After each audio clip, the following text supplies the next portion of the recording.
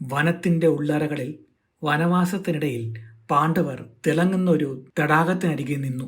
വിശ്രമിക്കാനായി അവരിരുന്നപ്പോഴേക്കും ഒരു സ്വർണരഥം ആകാശത്തു നിന്നും ഇറങ്ങി വന്നു. അതിൽ ശക്തനായ ഗന്ധർവ രാജാവായ ചിത്രസേനനും അവന്റെ സേനയുമായിരുന്നു. ചിത്രസേനൻ അവരെ കണ്ടതും പരിഹസിച്ചു. പാണ്ഡുവിന്റെ പുത്രന്മാരെ, ഒരിക്കൽ രാജാക്കന്മാരായിരുന്ന നിങ്ങൾ ഇപ്പോൾ യാചകരാണ്.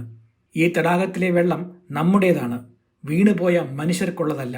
ഇത് കേട്ട് കോപത്താൽ ജ്വലിക്കുന്ന ദ്രൗപദി അർജുനന്റെ നേരെ തിരിഞ്ഞു. ഈ അപമാനം നമ്മൾ സഹിക്കണമോ പാർത്ഥ?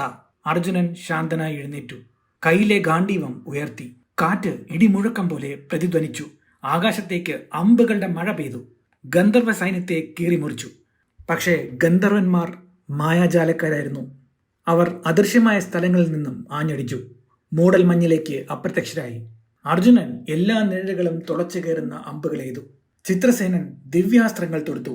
തീ, കാറ്റ്, കൊടുങ്കാറ്റ് എല്ലാം അർജുനന് നേരെ പറന്നു വന്നു. ഒടുവിൽ അഗ്നിജ്വാലയുടെ ഒരു വൃത്തത്തിൽ ഗന്ധർവന്മാരെ ചുറ്റി മുറുക്കിക്കൊണ്ട് അർജുനൻ ആഗ്നേയാസ്ത്രം അഴിച്ചുവിട്ടു. നിരാശയോടെ ചിത്രസേനൻ തന്റെ ആയുധങ്ങൾ താഴെയിട്ടു. നിർത്തു പാണ്ഡുപുത്ര, നിന്റെ വീര്യം അതുല്യമാണ്. ഞാൻ കീഴടങ്ങുന്നു. അർജുനൻ വില്ല് താഴ്ത്തി. യുദ്ധം എന്റെ കടമയാണ്, പക്ഷേ കരുണയാണ് എന്റെ വിജയം. നമുക്ക് ഈ ശത്രുത ഇവിടെ അവസാനിപ്പിക്കാം.